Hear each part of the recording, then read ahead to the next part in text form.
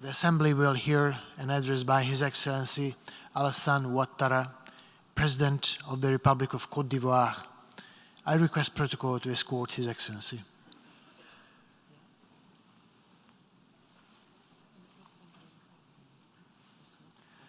On behalf of the General Assembly, I have the honor to welcome His Excellency Alassane Ouattara, President of the Republic of Côte d'Ivoire, and I invite him to address the Assembly. Monsieur Sabah.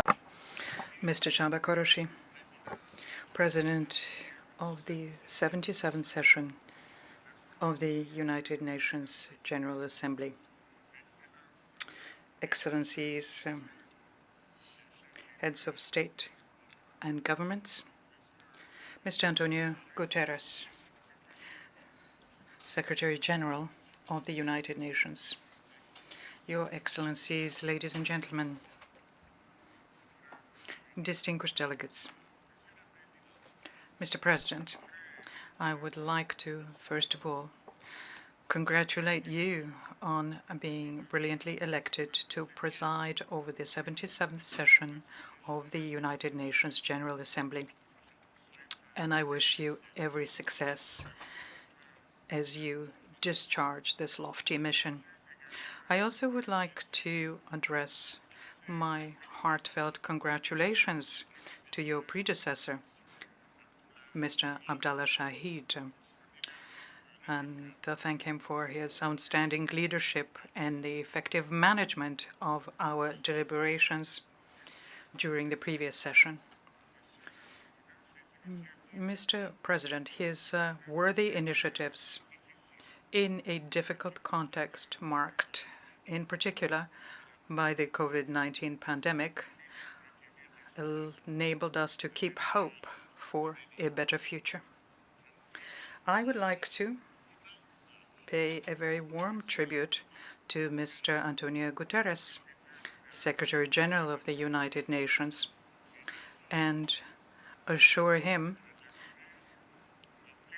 that he has the full support of my country as he continues with his tireless efforts to strengthen the role played by the United Nations in implementing the objectives we had set for ourselves.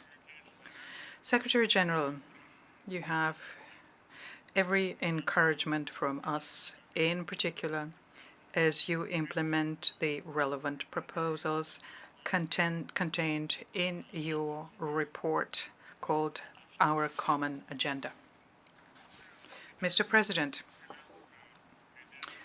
Your Excellencies, ladies and gentlemen, Côte d'Ivoire welcomes the major successes that we have seen in many areas of the United Nations since its inception. And in this framework, my country would like to thank the United Nations High Commissioner for Refugees, the HCR. They declared on the 30th June 2022 the end of the Ivorian refugee status. I take this opportunity to welcome the excellent cooperation we've had between the HCR and my country. Nonetheless, the growing number and the complexity of challenges we're facing in the area of peace and security, democracy, human rights, environmental protection remain sources of concern. And I welcome the relevance of the theme of the current session, as it invites us to search for the solutions to the challenges we're facing. Mr. President, Your Excellencies, ladies and gentlemen, the growing geopolitical tensions and new and emerging international conflicts undermine international peace and security. The war in Ukraine has just recalled for us the fact that peace is a permanent quest and that we have continued pursuing it tirelessly. This confrontation, with the risk that it represents of using nuclear weapons, continues to undermine global peace and to plunge humankind into various crises. It shows us yet once again the limits of military options in the settlement of conflicts. And that is why Côte d'Ivoire has always advocated peaceful coexistence as well as dialogue in the search for solutions to differences amongst nations. And we would like to renew our appeal to the immediate and definitive cessation of hostilities in Ukraine. This war has very serious economic, financial, and social ramifications for African countries. Indeed, the hike in the price of oil and the difficulties in supplying markets with grain and fertilizer have led to a generalized inflation and a spike in the interest rates in international markets, and also resulted in the slowing down of the global rate of growth. Therefore, for several African countries, this conflict means that it's difficult to fund their economies. It also means that there is a growth in the price of basic goods, and even there are cases of famine. And this is because the countries depend on the grain and fertilizer coming from Ukraine and Russia. And this situation led the government of my country, Côte d'Ivoire, to subsidize the price of oil and wheat and to cap temporarily the price of several major food products, so as to extend support to households, in particular the most vulnerable ones. I welcome the signing in Istanbul on the 22nd of July 2022 under the aegis of the United Nations and Turkey on the wheat agreement. We regret, however, that only 17% of wheat exported by Ukraine since that date have been earmarked for African countries. Now, given this fact, Côte d'Ivoire is asking once again that priority be given to Africa in the implementation of the Istanbul Agreement. Furthermore, we launch an urgent appeal to international financial institutions and to Africa's development partners to mobilize the resources necessary to support the most fragile countries so they can face the multiple ramifications of the conflict in Ukraine. Mr. President, Your Excellencies, ladies and gentlemen, peacekeeping operations of the United Nations are a tangible manifestation of our collective action for peace in those countries which are victims of conflict. Côte d'Ivoire hosted one of the largest peacekeeping operations in Africa, and we understand very well the sacrifice made by the troop contributing countries, the sacrifice they make so as to bring back peace and facilitate post-conflict recovery. It is because of the success of the United Nations operation in Côte d'Ivoire, UNOSI, and because of our faith in the values of the United Nations Charter, that my country decided to actively participate in United Nations peacekeeping operations as I declared to the Security Council in December 2018.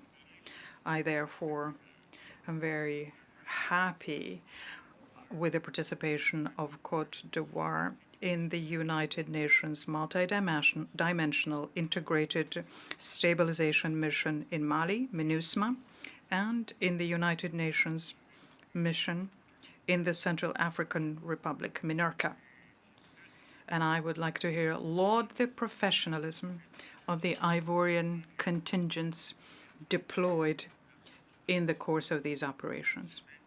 And I bow in front of the memory of the Ivorian servicemen who died in the cause of peace in the brotherly country of Mali, which needs the engagement and commitment of everyone with them as they combat armed terrorist groups.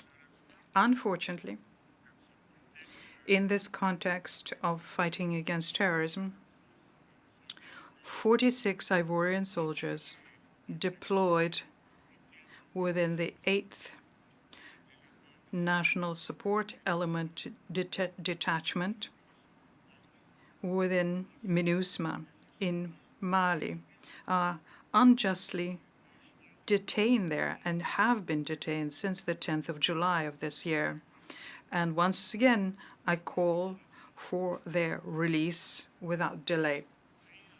My country encourages the Malian authorities to focus their efforts on combating terrorism and on implementing resolutely the various stages of the transition timetable, as well as institutional and political reforms in the run-up to the presidential elections planned for February 2024, and to do this for the well-being of the entire Malian people.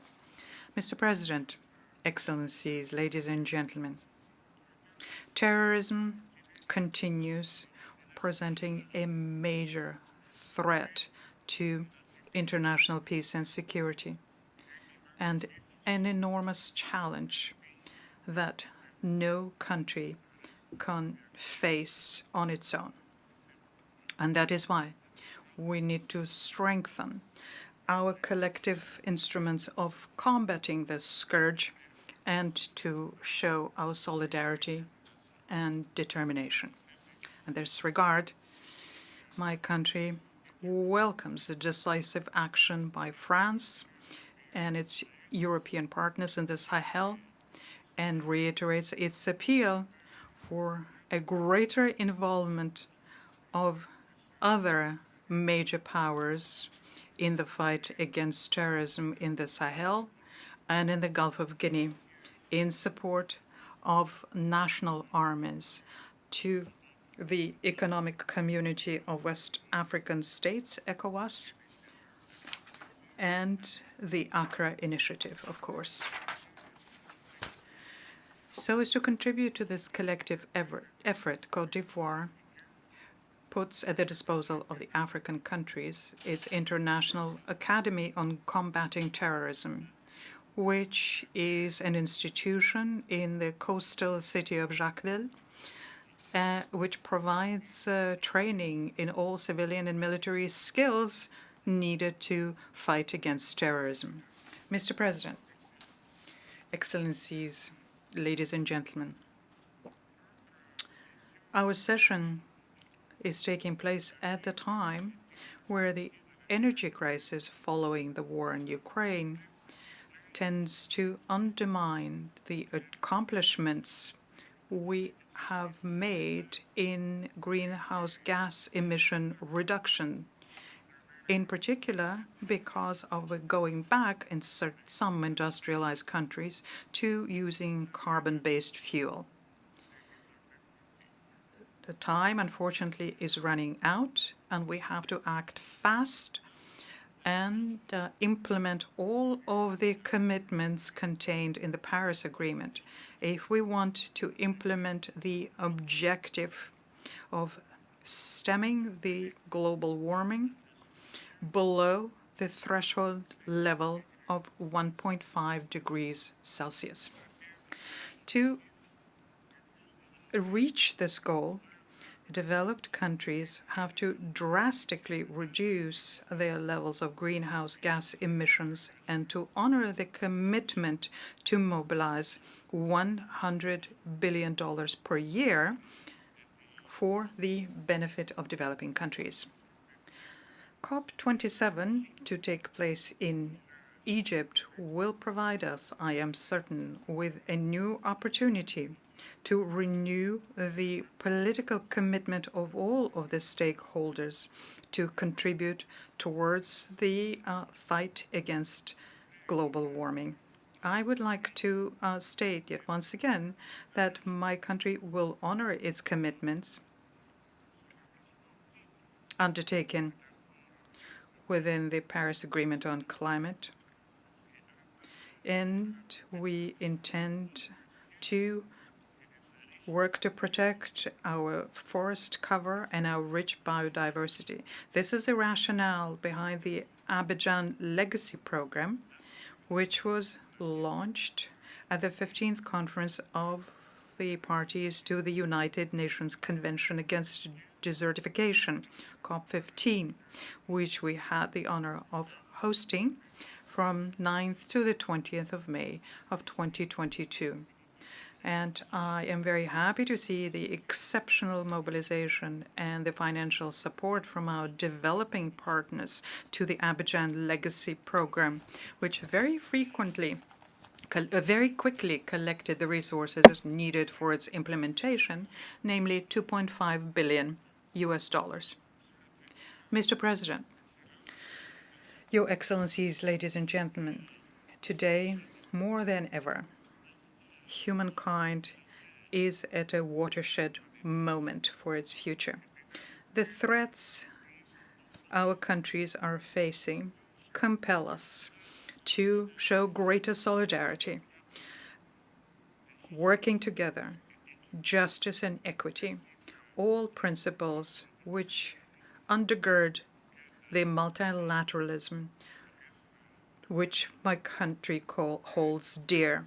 And it is in this spirit that Côte d'Ivoire calls for an in-depth reform of the United Nations Security Council, where Africa could find its right place. I thank you, Your Excellencies, ladies and gentlemen, for your kind attention. On behalf of the General Assembly, I wish to thank the President of the Republic of Côte d'Ivoire for the statement just made, and I request protocol to escort His Excellency. The Assembly will hear an address by